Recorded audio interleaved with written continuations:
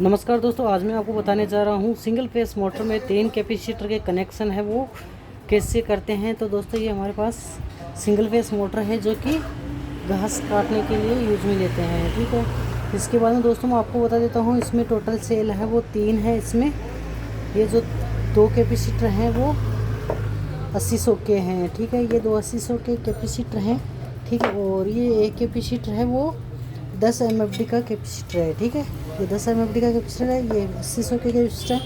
अब दोस्तों इसमें 3 कैपेसिटर लगेंगे। तो दोस्तों मैं बताता हूँ कि आपको कैसे लगाना है ये कैपेसिटर और सही तरीके से हमें इसको कैसे लगाना है, जिससे कि जो हमारी सिंगल फेस मोटर है वो सही चलाते हैं। तो दोस्तों ये जो 10 MFD का कैपेसिटर होता है, ये मोटर को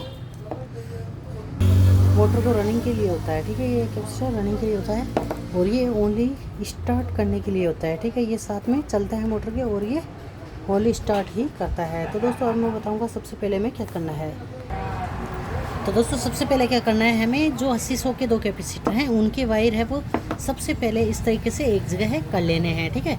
दोनों वायरों को एक जगह है कर लेना है, ठीक है, अलग अलग। जैसे एक हमने एक का ले लिया है, एक दूसरे का ले लिया है, इस तरीके से एक जगह कर देना है, ठीक है। ये हो गया हमारा एक कैपेसिटर।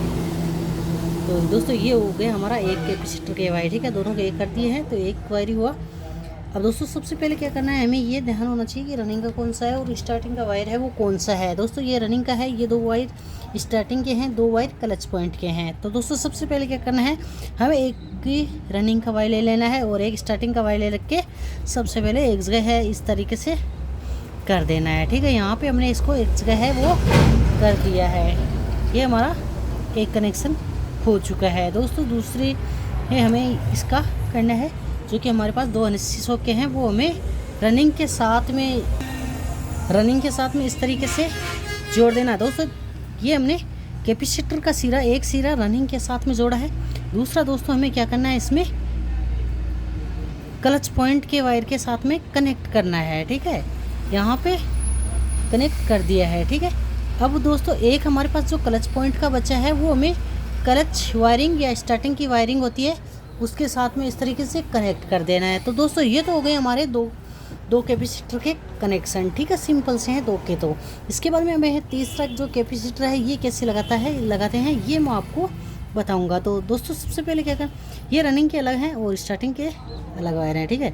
यहाँ पे इन दोनों में हमें सप्लाई का वायर नहीं लगाना है, ये अलग ही रहेंगे और ये 2 हमारे पास।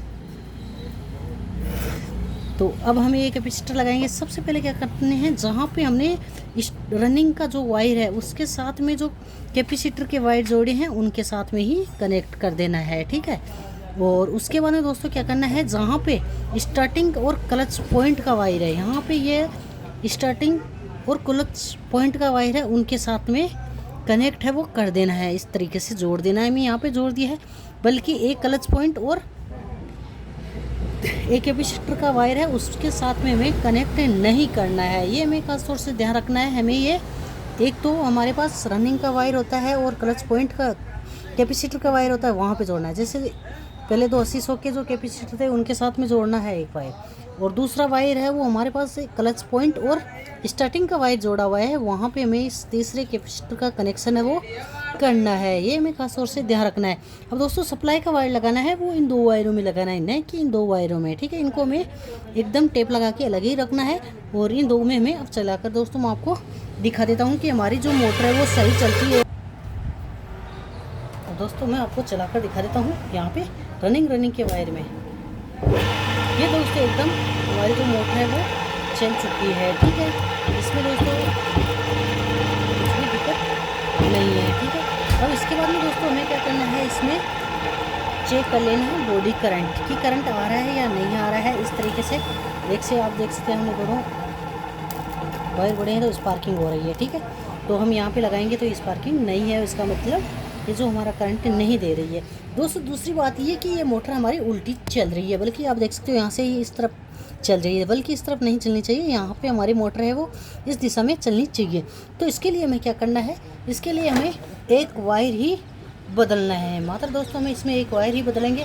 जो वायर दोस्तों यहाँ पे इस वायर को नहीं बदलना है, जहाँ पे हमारे जो कैपेसिटर का वायर लगा हुआ है उनको हमें नीचे रखना है, उनको हमें नहीं बदलना है, बल्कि हमें क्या करना है, यहाँ पे जो स्टार्टिंग और रनिंग का वायर है, ठीक है, यहाँ पे आप देख सकते हो रनिंग और स्टार्टिंग का वायर है, उनको एक जगह किया हुआ है, तो उनको हम अलग अलग यहाँ से कर लेंगे। ठीक है, इस तरीके से हम यहाँ से अलग अलग करेंगे।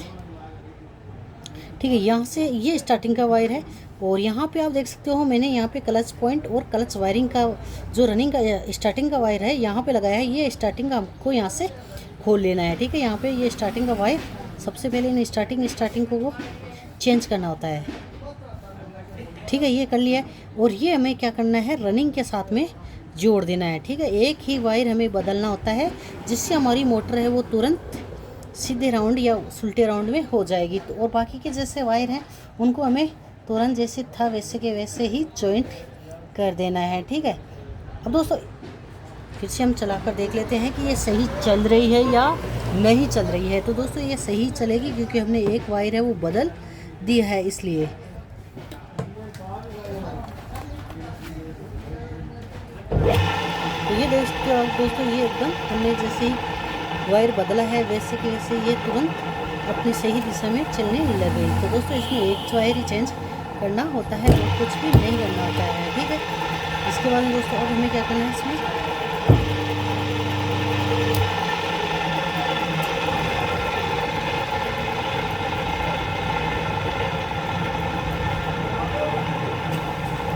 दोस्तों ये मोटर हमारी सही है। अगर हमारे जो क्लच पॉइंट अगर काम नहीं करता है तो उसका कैसे पता चलेगा, ये मैं आपको बता देता हूँ। दोस्तों मोटर बंद होने के बाद में जैसे अभी चल रही है, इसको क्या करना है, ये बंद हो चुकी है। अब अगर हम दोनों कैपेसिटर के वायर इस आपस में इस तरीके से भिड़ाएंगे, अगर स्पार्किंग हो रही है तेज़, तो इसका मतलब क्लच पॉइंट हमारा ख़राब है। अगर इस तरीके से हम आपस में टकरा रहे हैं वायर को, तो इसका मतलब हमारी क्लच पॉइंट है वो सही है। ठीक है,